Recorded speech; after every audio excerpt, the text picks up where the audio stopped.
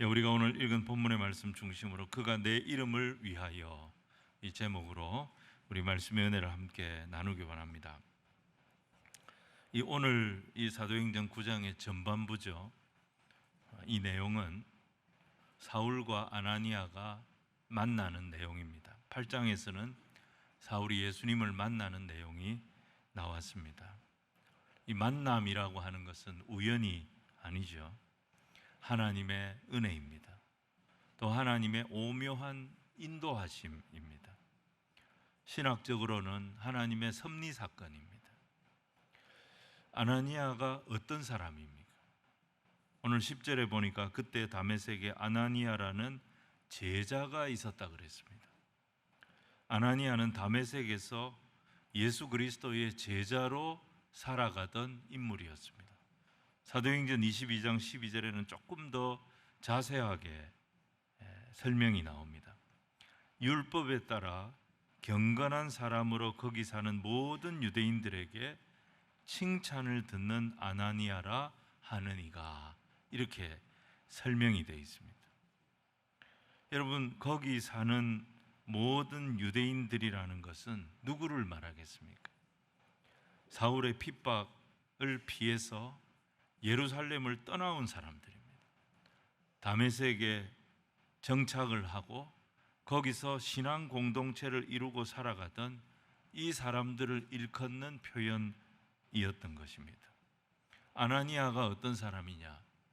바로 이 피난 온 유대인들 신앙 공동체 안에서 이 사람들의 신뢰를 받던 사람, 이 사람들의 칭찬을 받던 인물이었습니다. 그런데 이 아나니아가 오늘 누구를 만나느냐? 사울을 만나는 것입니다. 사울을 만나는 정도가 아니라 그에게 안수하고 그를 형제라고 호칭하면서 그를 환대하는 것을 보게 됩니다. 사울이 이런 환대를 받을 만한 사람입니까? 사울은 교회의 원수였습니다. 성도들을 핍박하던 아주 잔혹한 사람이었습니다. 믿는 자들의 두려움의 대상이었고 다른 한편으로는 증오의 대상이었습니다. 어떻게 이런 사람을 찾아가서 만날 수가 있습니까? 만나서 어떻게 형제라고 부를 수 있습니까? 이 사람에게 안수를 할 수 있습니까? 어떻게 이 사람을 이렇게 환대할 수 있습니까? 그런데 이게 아나니아의 의지가 아니라 하나님의 말씀 때문이었던 것입니다. 오늘 말씀을 보면 이 아나니아 한 사람이, 이 한 제자가 하나님의 말씀에 순종합니다. 순종할 때 어떤 일이 벌어집니까? 그렇게 교회를 박해하고 성도들을 잔해했던 한 핍박자의 인생이 바뀌는 것을 보게 됩니다. 하나님께서 하나님의 역사에 새 문을 여시는 것을 보게 됩니다. 여러분, 바로 이게 제자의 삶이라는 것입니다. 사도행전을 영어로 액츠라고 부릅니다. 액츠, 행동들이 모였다는 것입니다. 행동이 아니죠. 행동들이죠. 그게 액츠죠. 한 사람이 아니죠. 성령을 받은 수많은 제자들의 순종의 역사가 모여있는 책이 사도행전이라는 것입니다. 하나님은 이 한 사람 한 사람의 순종을 다 사용하셨어요. 그래서 하나님이 계획하시고 하나님이 예비하신 하나님의 복음 선교의 역사를 이루어 가십니다.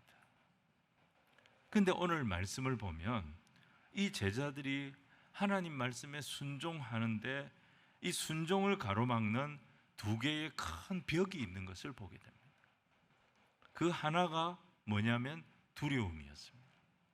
다른 하나가 뭐냐면 내 고집이었습니다. 자, 오늘 그래서 첫 번째는 두려움을 이기고 말씀에 순종하라는 것입니다. 사울은 지금 예루살렘에 있는 대제사장들의 권한을 위임받아서 다메섹에 있는 그리스도인들을 마음대로 체포할 수 있도록 그런 권세를 가지고 다메섹에 왔습니다. 사울이 자기를 찾아낼까 봐 제일 두려워하는 사람이 바로 이 그리스도인 공동체의 리더격이었던 아나니아였을 것입니다. 그런데 예수님은 사울이 체포할 1호 대상이 아나니아인데 이 아나니아에게 아예 이 사람을 찾아가라고 말씀하신 것입니다. 자, 우리 11절과 12절을 같이 한번 읽겠습니다. 시작. 주께서 이르시되 일어나 직가라 하는 거리로 가서 유다의 집에서 다소 사람 사울이라 하는 사람을 찾으라. 그가 기도하는 중이니라. 그가 아나니아라 하는 사람이 들어와서 자기에게 안수하여 다시 보게 하는 것을 보았느니라 하시거늘. 오늘 본문의 예수님은 아나니아에게 말씀을 주셨어요. 사울을 찾아가라는 이 말씀을 아주 구체적으로 주셨습니다. 먼저 직가라고 하는 이 거리로 가게 하셨습니다. 그 거리에서 어느 집을 찾아가느냐? 유다의 집을 찾아가라는 것입니다. 유다의 집에 들어가면 누가 있느냐? 다소 사람 사울이 있다는 것입니다. 사울이 거기서 뭐 하고 있느냐? 기도하고 있다는 것입니다. 사울이 기도 중에 무엇을 보느냐? 이것까지 말씀해 주십니다. 아나니아라는 사람, 자기죠. 자기가 나타나서 너에게 안수하여 너를 다시 보게 해줄 것이다. 이 환상을 보고 있다라고 말씀해 주신 것입니다. 너무 구체적인 말씀이잖아요. 너무 명확한 말씀이잖아요. 그런데 이 말씀을 들을 때 아나니아의 마음에 무슨 확신이 온 것이 아니라 아나니아의 마음속에 찾아왔던 1차적인 느낌, 1차적인 마음은 두려움이었습니다. 여러분, 우리가 하나님의 말씀에 순종할 때, 하나님의 말씀을 받을 때 제일 먼저 드는 내 장벽, 그 하나님의 말씀 앞에 세워지는 나의 장벽이 뭐냐면 두려움이에요. 이게 순종을 막는 거예요. 자, 우리 13절과 14절을 같이 한번 읽겠습니다. 시작. 아나니아가 대답하되 주여, 이 사람에 대하여 내가 여러 사람에게 듣사온즉 그가 예루살렘에서 주의 성도에게 적지 않은 해를 끼쳤다 하더니 여기서도 주의 이름을 부르는 모든 사람을 결박할 권한을 대제사장들에게서 받았나이다 하거늘. 무엇을 듣고 왔다는 것입니까? 이 사울이 예루살렘에서 성도들에게 무슨 짓을 했는지 내가 다 들었다는 거예요. 그리고 이 사람이 여기 왜 왔는지, 다메섹에 온 이유가 뭔지도 나 다 들었다는 것입니다. 무슨 뜻입니까? 하나님의 말씀은 너무 명확하고 하나님의 말씀은 너무 구체적이고 하나님의 말씀은 이 사람을 찾아가서 이 사람에게 안수해주고 이 사람의 보이지 않는 눈을 보게 해주라고 말씀하시지만 내 마음속에는 그 말씀을 받아들일 수 없는 이 사람에 대한 두려움이 있다는 것입니다. 이 사람이 어떤 사람인데요? 지금 뭐하고 뭐가 충돌하고 있어요? 하나님의 말씀과 내 속에 있는 두려움이, 이게 충돌하고 있습니다. 이 충돌 속에서 아나니아가 뭘 선택합니까? 자기 마음속에 있는 두려움을 따라간 게 아니라 그의 마음에 부어진 하나님의 말씀을 따라가고 있습니다. 하나님의 말씀에 순종했을 때 뭐가 이루어집니까? 하나님의 섭리가 이루어지는 것입니다. 여러분, 두려움이 오는 것은 내가 문제가 있어서 오는 게 아닙니다. 두려움이 오는 것은 내가 뭐 약해서 오는 것이 아닙니다. 이게 인간의 본능입니다. 본능이라고 하는 것은 자연스러운 것이고요, 어떻게 보면 당연한 것입니다. 인간은 본능적으로 어려운 일이 찾아오면 두려움이 옵니다. 그래서 피하고 싶습니다. 부담스러운 사람이 앞에 오면 피하고 싶습니다. 그런데 주님은 그 두려운 사람을 피하지 말라는 거예요. 오히려 그 사람 직면하라는 것입니다. 그게 두려움을 이기는 길이다. 네 인생이 승리하는 길이다. 여러분, 승리의 방법이 뭡니까? 하나님 두 가지로 인도하십니다. 하나는 먼저 하나님 말씀을 부어주십니다. 너무너무 명확한 말씀을 부어주십니다. 그리고 그 하나님의 말씀을 받아들이고 순종하게 하십니다. 말씀을 주시고 그 말씀을 영접하게 하십니다. 순종하게 하십니다. 여러분, 성경에서 승리한 인생을 살았던 사람들은 말씀의 사람들이었고 순종의 사람들이었습니다.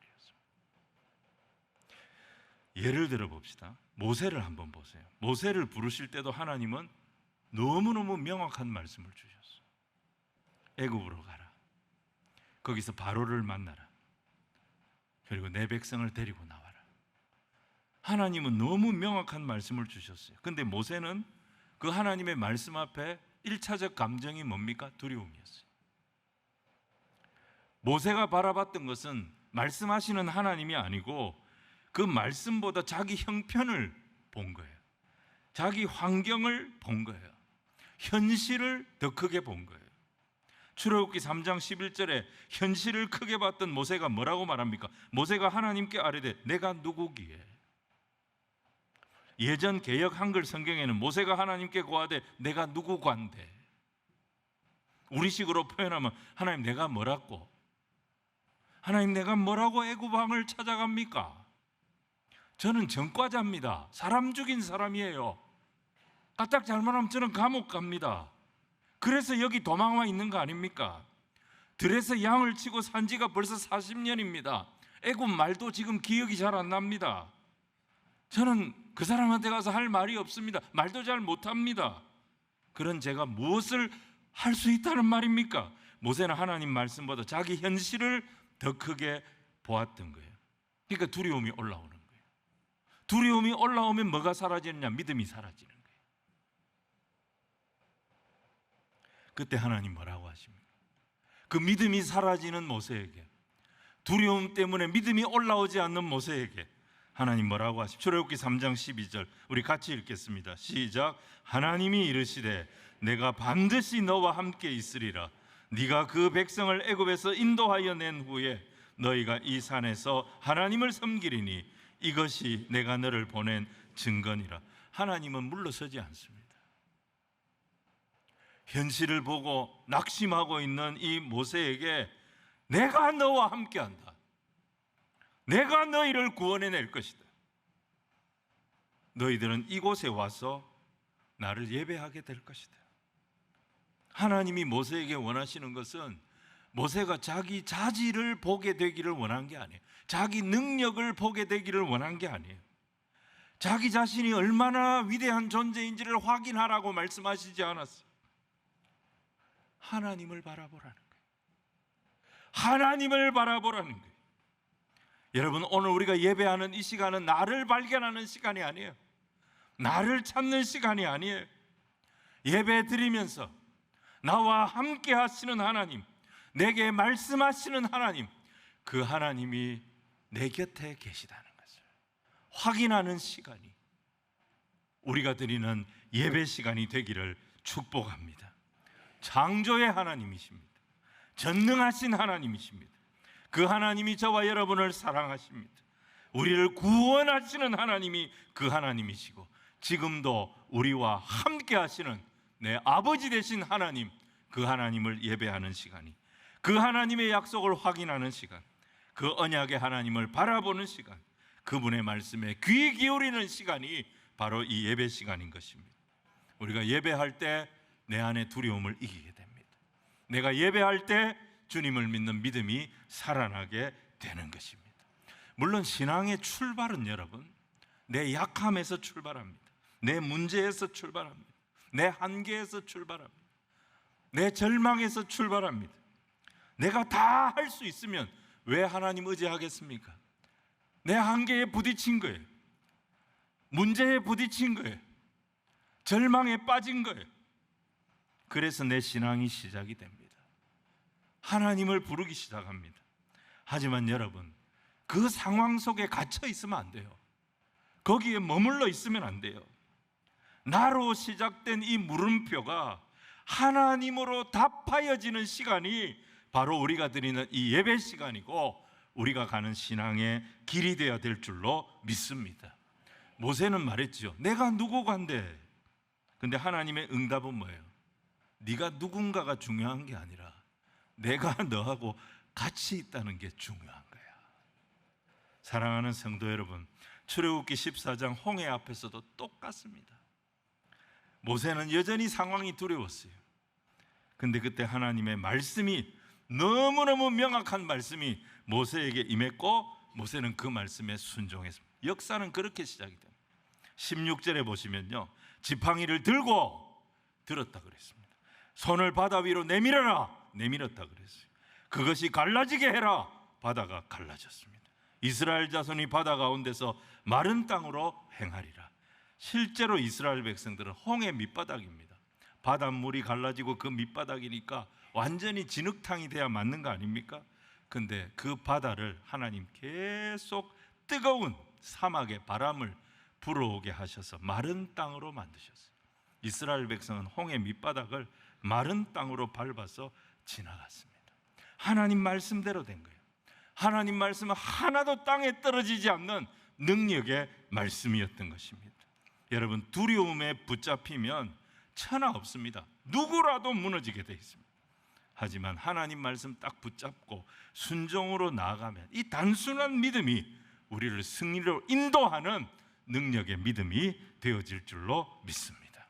그래서 여러분, 성도의 승리는 내 능력의 승리가 아니에요.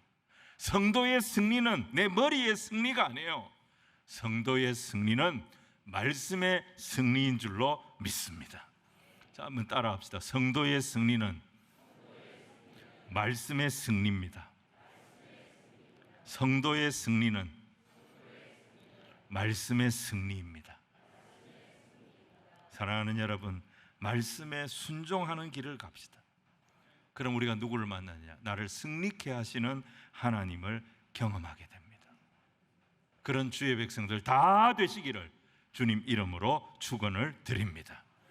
기도하겠습니다. 이러면 얼마나 좋겠습니까? 또 하나의 벽이 있어요. 또 하나의 벽이. 이게 뭐냐면 내 고집이라고 하는 벽입니다. 자, 오늘 두 번째는 내 고집을 버리고 말씀에 순종하라는 겁니다. 본문 13절을 다시 보시면 아나니아가 대답하되 주여 이 사람에 대하여 이렇게 질문을 시작합니다. 여기에는 뭐가 담겨 있냐, 어떤 마음이 담겨 있냐면, 하나님, 이 사람 아세요? 왜 사울이죠? 하나님, 왜 이 사울에게 그렇게 집착하시죠? 이런 아나니아의 의문이 담겨 있는 거예요. 주님, 이 사람 누군지 아십니까? 이 사람 성도들 예루살렘에서 그렇게 핍박했던 사람입니다. 교회를 아예 무너뜨렸던 사람입니다. 하고 많은 사람 중에 하필 왜 이 사람입니까? 우리가 생각해도 그렇지요. 이 포악한 사울을 쓰시는 것보다는 차라리 다메섹에서 경건하게 살았고 많은 그리스도인들의 칭찬도 받고 있는 이 아나니아를 쓰는 것이 훨씬 나을 것 같은데, 하나님은 계속 사울을 집착하시는 거죠. 자, 우리 15절 말씀을 같이 한번 읽겠습니다. 시작. 주께서 이르시되 가라, 이 사람은 내 이름을 이방인과 임금들과 이스라엘 자손들에게 전하기 위하여 택한 나의 그릇이라. 이방인과 임금들과 이스라엘 자손이면 열방의 모든 사람들을 일컫는 표현입니다. 이 모든 사람들을 구원하기 위해 하나님이 택한 그릇이 누구라는 거예요? 사울이라는 것입니다. 아나니아는 이해가 안 됩니다. 왜 하나님 저런 놈을 쓰시려고 하시는 걸까? 하나님 말씀이 잘 용납이 안 되는 것입니다. 물론 사람을 쓰시는 것은 하나님의 주권입니다. 하지만 하나님이 하시는 방법을 우리가 잘 이해를 못할 때가 많습니다. 19세기에 시카고의 한 구두 수성공이었던 D.L. 무디, 하나님 이 사람을 들어서 미국과 영국의 영적 부흥, 대각성 운동을 주도하게 하셨습니다. 당시에 사람들이, 많은 목회자들 중에 왜 하나님이 D.L. 무디를 쓰실까 이해를 못하는 분들이 많았습니다. 많은 목회자들 중에는 하버드 출신도 있고 예일 출신도 있고 유력한 신학교에서 공부를 많이 한 목회자들이 있었습니다. 그 사람들 두시고 왜 저 무식한 무디를 사용하실까? 그래서 무디를 무시하는 사람들이 많았고 시기하고 질투하는 사람들도 꽤 많았습니다. 왜 하나님이 그 사람을 쓰신 걸까요? 무디는 배운 게 없어서 자랑할 게 없는 사람이었어요. 그래서 시종일관 그의 자랑은 예수님밖에 없었습니다. 그래서 무디가 쓰임 받았다는 거예요. 어떤 목회자들을 보면 너무 똑똑해서 자기 생각이 너무 많아요. 자기 의가 너무 많아요. 오히려 그게 그 사람의 약점이 되는 것을 보게 됩니다. 나를 빼야 합니다. 내 자랑을 빼야 합니다. 내 자존심을 빼야 합니다. 내 지식을 빼야 합니다. 내 어깨에 들어간 힘을 좀 빼야 됩니다. 예수님 증거하는데 걸림돌 된다면 나를 빼야 하는 것입니다. 무디는 자랑할 게 없는 사람이었어요. 가진 게 없기 때문에 자랑할 것이 없었어요. 예수님 외에는 아는 것이 없었기 때문에 예수님만 자랑하고 예수님만 전했던 것입니다. 우리도 이제 해외로 단기 선교 나가고 국내로 단기 선교 나가시는 분들이 있지만 거기 다녀오는 성도들 중에 이런 간증을 하시는 분들이 있어요. 그 나라 말을 잘 못하니까 단순하게 복음 전할 내용만 외워가지고 가는 거예요. 하나님 당신을 사랑하십니다.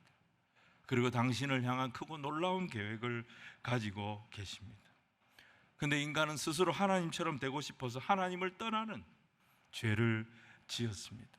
길을 잃고 방황하다 다 죽게 되어졌습니다. 근데 인간을 구원해 내시려는 하나님, 자기 아들을 보내주셨습니다. 그 아들 예수님이 우리 죄를 대신하여 죽으셨고 부활하셨습니다. 이 예수님을 내 삶의 주인으로 모시면 우린 다시 하나님의 사랑, 하나님의 계획을 회복하게 되고 영원히 목마르지 아니하는 영생을 얻게 됩니다. 이 예수님을 믿으시기 바랍니다. 이 단순한 복음을 현지어로 그냥 외워가지고 전하는데 현지인들보다 전도가 더 잘 되는 경우가 있어요. 왜 그러냐? 이거 외에는 할 줄 아는 말이 없기 때문입니다. 계속 이 말만 하는 거예요. 누가 욕을 해도 못 알아듣는 거예요. 상처를 받지 않습니다. 계속 이 복음만 전합니다. 아는 게 힘이 아니고 이런 경우에는 모르는 게 힘이 될 수도 있는 것이죠. 여러분 20세기 최고의 전도자였던 빌리 그레암 목사님 마찬가지. 어느 날 빌리 그레암 목사님에게 기자들이 질문을 했습니다. 하나님이 왜 당신을 사용하신다고 생각하십니까? 빌리 그레암이 대답했습니다. 나도 그게 제일 궁금합니다. 이게 그의 답이었어요. 자기도 모르겠다는 거예요. 여러분 그분이 설교 중에 자주 쓰는 표현이 뭐냐면 성경을 한 손에 들어 올리고 성경책을 한 손에 들어 올리고 The Bible says, The Bible says, The Bible says. 성경이 말씀하시기를, 성경이 말씀하시기를, 성경이 말씀하시기를 이러면서 성경 구절을 계속 인용을 합니다. 보통 한 설교에 많게는 한 100번 정도 이렇게 하십니다.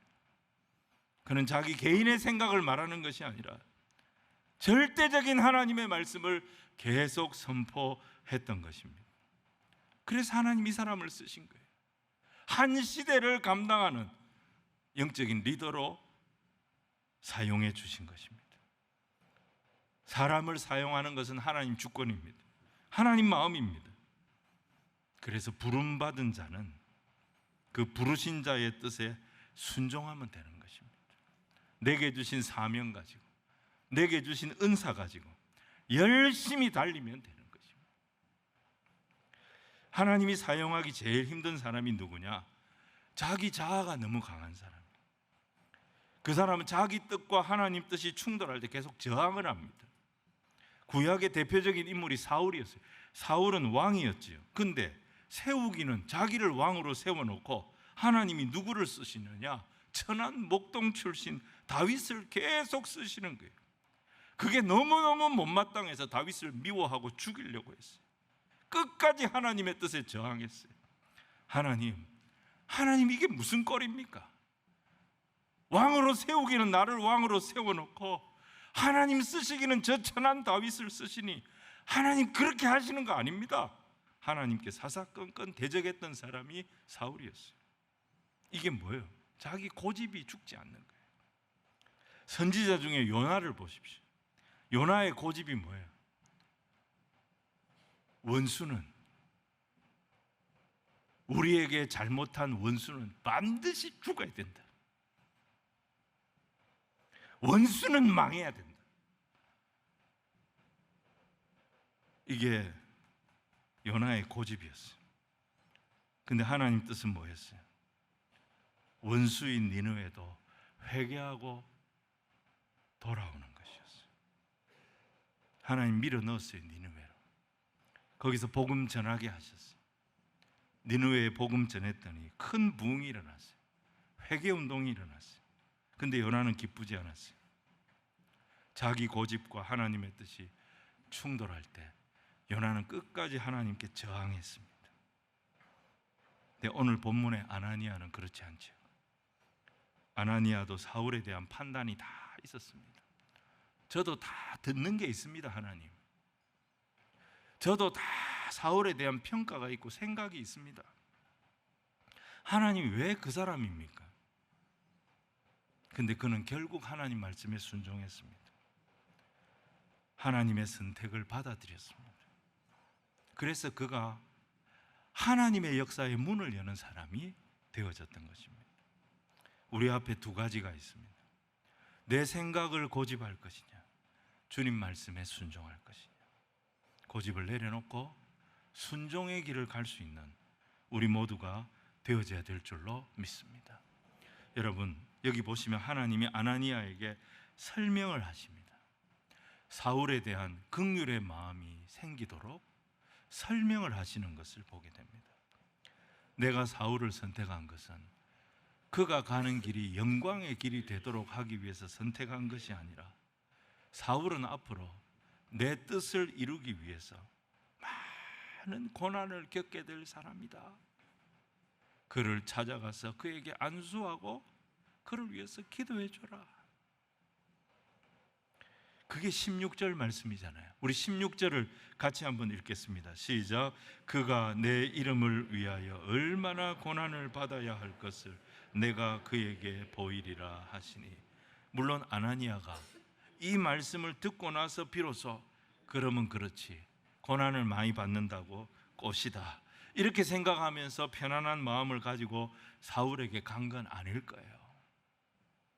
아, 하나님이 사울의 인생을 이렇게 쓰실 거구나. 이게 하나님께서 하나님 나라를 이루어가는 방법이구나. 이게 바로 고난이구나. 이 고난의 십자가를 사울이라는 사람이 지고 가게 되는 거구나. 이걸 알게 됐을 때 아나니아의 마음 속에는 미워하는 마음이 아니라 긍휼의 마음이 살아났던 거죠. 그 마음으로 순종했던 거죠. 그러니까 긍휼의 마음을 가지고 찾아간 거예요. 긍휼의 마음을 가지고 안수한 거예요. 그랬더니 성령이 불같이 임한 거예요. 그러면서 사울의 눈을 가리고 있던 그 비늘 같은 것들이 다 떨어져 나간 거예요. 기적이 일어난 거예요. 다시 보게 된 거예요. 세례를 받은 거예요. 이 사람이 새 삶을 살게 된 거예요. 자, 우리 17절로 19절 말씀을 같이 읽겠습니다. 시작. 아나니아가 떠나 그 집에 들어가서 그에게 안수하여 이르되 형제 바울아, 예수께서 너를 보내어 너로 다시 보게 하시고 성령으로 충만하게 하신다 하니 즉시 사울의 눈에서 다시 보게 된지라. 일어나 세례를 받고 음식을 먹으며 강건하여 지니라. 여러분, 아나니아가요, 자기 고집 내려놓고 이해할 수 없는 어떤 자기 편견도 내려놓고 하나님 뜻에 순종하면서 사울을 어떤 마음으로, 긍휼의 마음으로 찾아가서 만나주고 그에게 안수하고 성령이 역사하시기를 구했더니 성령께서 그에게 역사하셔서 그 눈에 비늘 같은 것이, 이 원수인 사울의 눈에 비늘 같은 것이 다 떨어졌다고 했어요. 여러분, 여기 벗어졌다, 이 단어가 떨어졌다는 뜻이에요. 여러분, 여기에 쓰인 헬라어 단어가 피프토예요. 피프토. 이거도 앞에 4절에서 다메섹으로 올 때 하늘에서부터 밝은 빛이 사울을 비췄을 때 그가 땅에 엎드려져 그랬죠.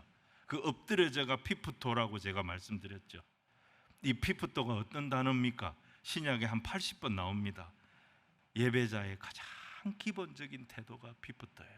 하나님 앞에 엎드리는 거예요.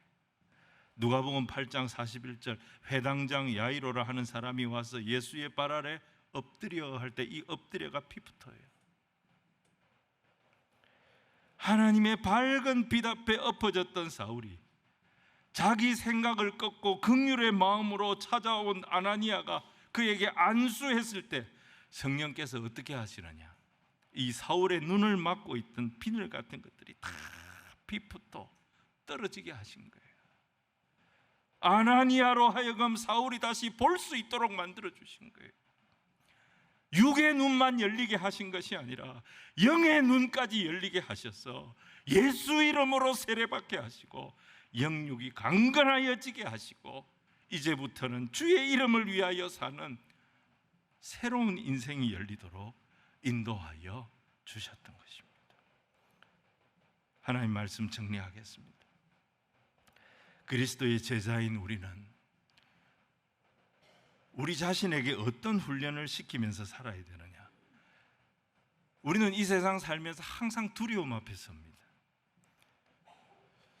혹은 내 고집 앞에 서게 됩니다. 거기서 내 고집대로, 두려워서 피하는 내 본성대로 그렇게 하기보다 하나님의 뜻이 무엇인지, 하나님의 말씀이 무엇인지 그 말씀을 받아들이는 훈련을 할 필요가 있습니다.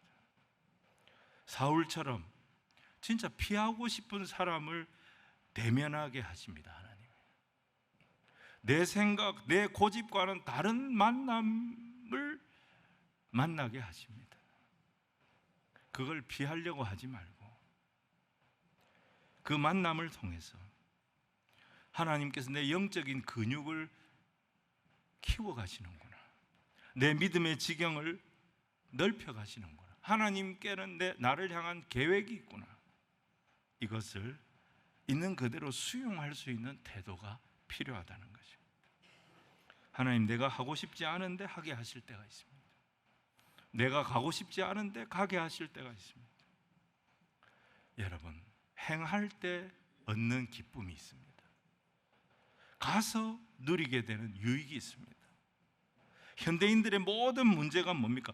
내가 다 내 계획을 세우려고 하고, 내가 다 내 판단대로 하려고 하고, 내가 모든 것을 선택하려고 합니다. 그게 결국은 뭐하고 연결됩니까? 내 욕심을 채우는 거하고 연결이 되는 것입니다. 신앙은 내가 선택하는 것이 아닙니다. 하나님의 뜻을 영접하고 수용하고 받아들이는 것이 신앙인 것입니다. 하나님의 뜻은 내 생각보다 훨씬 크고 풍성한 은혜를 담고 있습니다. 근데 내 입맛에는 그게 안 맞는 거예요. 왜냐하면 내 입맛이 적응이 돼 있어요. 어디에 적응이 돼 있느냐? 이 세상의 맛에 적응이 돼 있는 거예요. 이 세상에 내가 길들여져 있는 거예요. 그러니까 세상이 맛있는 거예요. 이 세상 쪽으로 자꾸 가려고 하는 거예요, 우리는. 근데 유익하기는 하나님 말씀이 유익해요. 이 맛이 없어요. 근데 시간이 지나가면 알게 됩니다. 아, 이게 유익한 거구나. 하나님은 나에게 제일 좋은 것을 주시는 내 아버지임을 믿으시기를 바랍니다. 그래서 영접하는 자, 곧 그 이름을 믿는 자들에게는 하나님 자녀가 되는 권세를 주셨다고 말씀하셨잖아요. 하나님이 만나게 하는 사람을 만나야 됩니다. 하나님이 맡기시는 사명을 감당해야 됩니다. 하나님께서 허락하신 상황을 두려워하지 말고 거기서 내 고집 부리지 말고 말씀에 순종하고 말씀을 받아들이고 그렇게 살면 우리가 뭘 경험하게 되느냐? 하나님의 자녀에게 어떤 권세가 있는가 하는 것을 경험하게 해주신다는 거예요. 여러분, 이 체험을 하는 우리 모든 성도들, 그래서 하나님 앞에 믿음의 거인으로 세워져가는 주의 자녀들이 다 되시기를 주님 이름으로 축원을 드립니다.